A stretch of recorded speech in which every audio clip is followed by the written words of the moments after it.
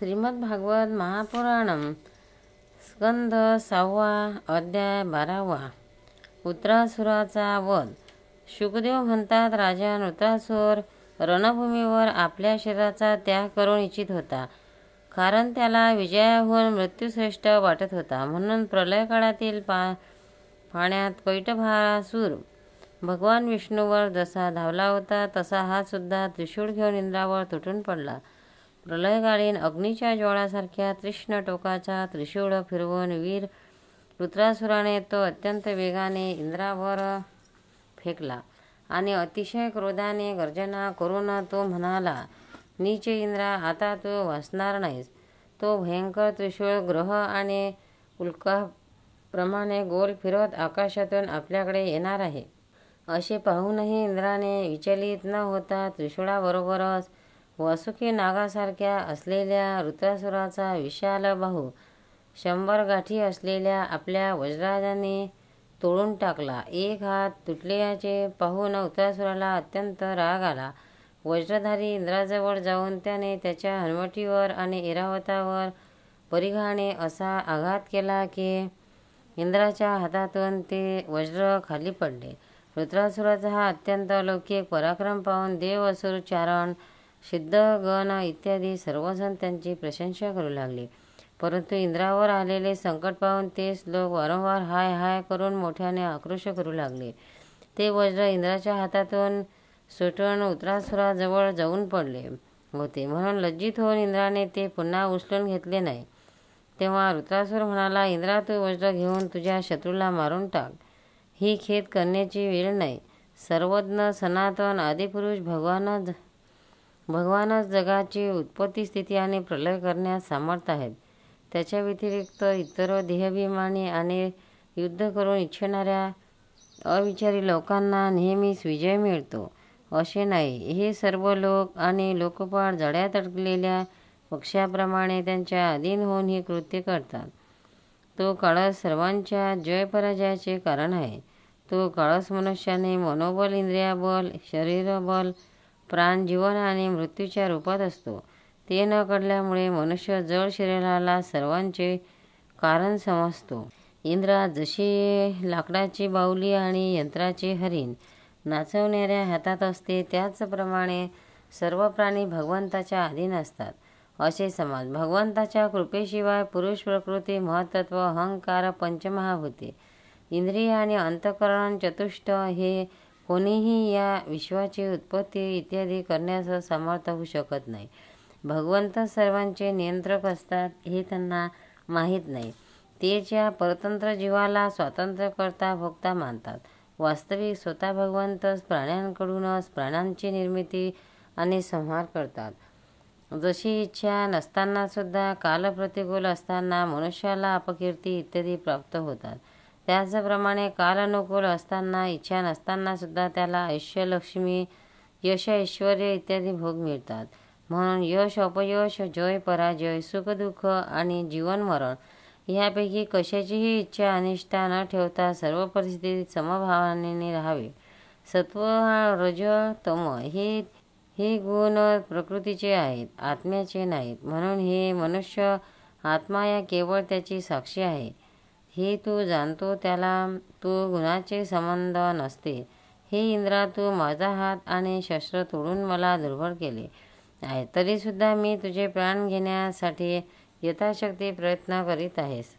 हे युद्ध हा एक जुगारच आहे. यामध्ये प्राणाची बाजी लागते, बाणांचे फासे टाकले जातात आणि वाहने हा पट आहे.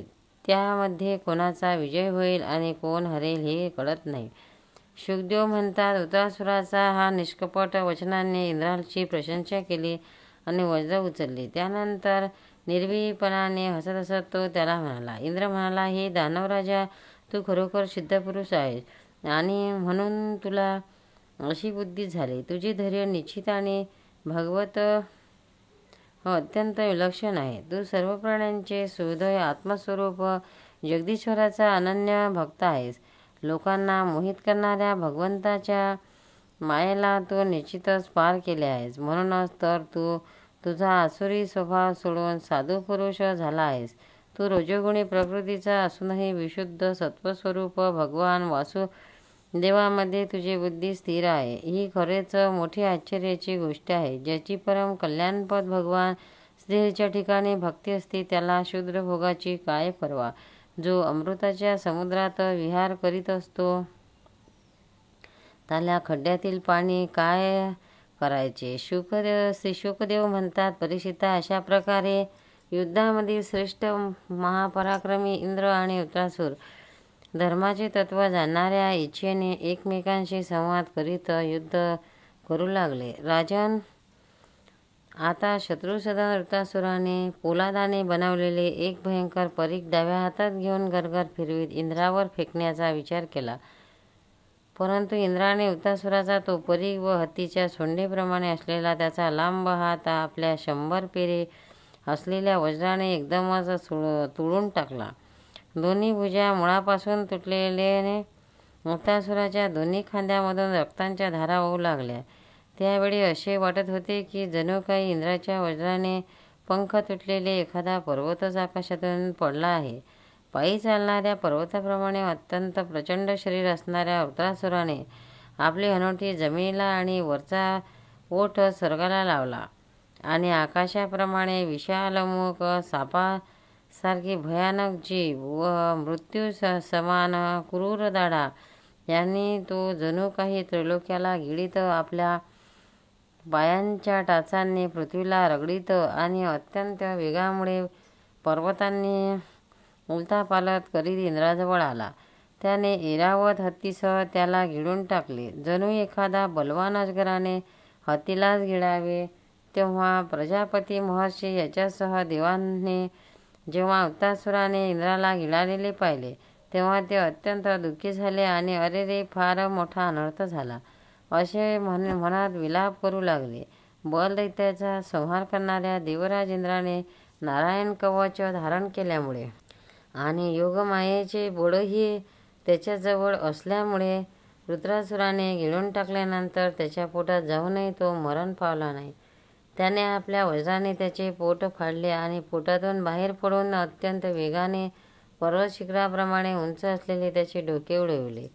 सूर्यादी ग्रहांना उत्तरायण दक्षिणायनात स्वतःची गती पूर्ण करण्याचा जेव्हा वेळ लागतो तितके दिवस म्हणजे 1 वर्षभर वृत्रासुराच्या वधाचा योग येईपर्यंत फिरत राहत तो तीव्र वेगवान वज्राने त्याची सर्व बाजूने कापून जमिनीवर टाकली.